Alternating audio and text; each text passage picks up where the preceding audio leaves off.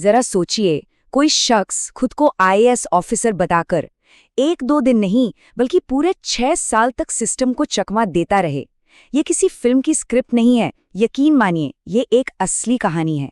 एक ऐसा घोटाला जिसमें 80 करोड़ रुपए का चूना लगाया गया। चलिए आज इसी दुस्साहसी झूठ की परतें खोलते हैं। तो कहानी शुरू होती है एक आदमी से और उसके एक बहुत बड़े दावे से। उसने खुद को बताया भारतीय प्रशासनिक सेवा यानी आईएएस का एक अधिकारी। अब आईएएस ये सिर्फ 3 अक्षर नहीं है, ये पावर, प्रेस्टीज और सबसे बढ़कर भरोसे का दूसरा नाम है। और ये कोई छोटा मोटा खेल नहीं था जो कुछ हफ्तों में पकड़ लिया जाता। जी नहीं, ये एक ऐसा जाल था जो पूरे 6 साल तक चलता रहा।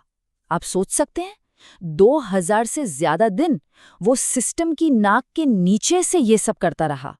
और इन 6 सालों के धोखे की कीमत, आंकड़ा सुनेंगे तो होश उड़ जाएंगे। पूरे 80 करोड़ रुपए। ये सिर्फ एक नंबर नहीं है, ये उन लोगों की जिंदगी भर की जमा पूंजी थी, उनके सपने थे जो इस धोखे की आग में जल गए। और शिकार कितने बने? 150 से भी ज्यादा लोग। हर एक नंबर के पीछे एक कहानी है, एक परिवार है जिसकी उम्मीदें बेरहमी से कुचल दी गईं। ये सिर्फ पैसों का धोखा नहीं था, ये इमोशंस का, भरोसे का धोखा था। तो अब सवाल ये उठता है कि आखिर कौन है इस 80 करोड़ के झूठ के पीछे? इसका नाम है विवेक मिश्रा। जी हाँ, यही है इस पूरे खेल का मास्टरमाइंड, जिसे हाल ही में लखनऊ पुलिस ने धर दबोचा। और उसका निशाना कौन थे? हमारे आपके जैसे युवा, पढ़े लिखे, जिनकी आंखों में सरकारी नौकरी के सपने थे। देखिए, विवेक मिश्रा की सबसे बड़ी ताकत थी उसका निकाब, उसका दोहरा चेहरा। एक तरफ वो एक इज्जतदार आईएएस ऑफिसर था और दूसरी तरफ एक नंबर का धोखेबाज। लेकिन सवाल ये है, उसने ये भ्रम पैदा कैसे किया? जरा यहां देखिए, उसने अपनी पहचान क्या बनाई थी। 2014 बैच का आईएएस ऑफिसर, गुजरात सरकार का प्रिंसिपल सेक्रेटरी। मतलब कोई सोच भी नहीं सकता कि ये झूठ हो सकता है। और असलियत, एक धोखेबाज जो 6 साल तक सबको बेवकूफ बनाता रहा और अब जाकर कानून के शिकंजे में आया है। तो सबसे बड़ा सवाल, आखिर उसने ये किया कैसे? मतलब एक अकेला आदमी इतना बड़ा स्कैम इतने सालों तक कैसे चला सकता है? उसके तरीके को समझना बहुत जरूरी है ताकि कोई और इस जाल में ना फंसे। उसका तरीका आप कह सकते हैं एकदम सीधा साधा था, लेकिन बहुत असरदार। स्टेप 1, सोशल मीडिया पर एक दमदार नकली आईएएस ऑफिसर की प्रोफाइल बनाओ। स्टेप 2, ऐसे नौजवानों को ढूंढो जिन्हें सरकारी नौकरी चाहिए।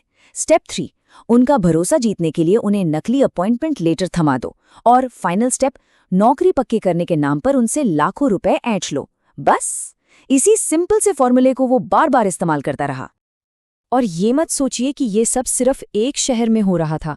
नहीं, लखनऊ में बैठकर उसने अपना नेटवर्क गुजरात, महाराष्ट्र, मतलब कई राज्यों में फैला रखा था। इसीलिए तो पुलिस और सीआईडी को भी इसे सुलझाने में इतना वक्त लग गया। ये एक छोटा मोटा केस नहीं, एक नेशनल लेवल की इन्वेस्टिगेशन बन गया था। ठीक है, तो विवेक मिश्रा अब सलाखों के पीछे है। कहानी खत्म? शायद नहीं, क्योंकि अब असली सवाल शुरू होता है। पीड़ितों का क्या? क्या उसकी गिरफ्तारी से उन्हें इंसाफ मिल गया? गिरफ्तारी एक बात है, पर उसके आगे क्या? और यही वो सवाल है जो आज सबके मन में है। सोचने वाली बात है, जिस सिस्टम में कोई आदमी 6 साल तक इतना बड़ा फ्रॉड चला सकता है, क्या उसी सिस्टम से ये उम्मीद की जा सकती है कि वो पीड़ितों को उनके पैसे वापस दिलाएगा? ये एक बहुत बड़ा सवाल है। तो आखिर में बस यही एक सवाल बचता है, उन 1500 से ज्यादा परिवारों के लिए जिन्होंने अपनी जिंदगी भर की कमाई गंवा दी, क्या सिर्फ एक अपराधी का पकड़ा जाना ही इंसाफ है, या इंसाफ का मतलब कुछ और है? शायद इंसाफ तब होगा जब उन्हें सिर्फ उनका पैसा नहीं, बल्कि सिस्टम पर उनका टूटा हुआ भरोसा भी वापस मिले। इस बारे में सोचने की जरूरत है।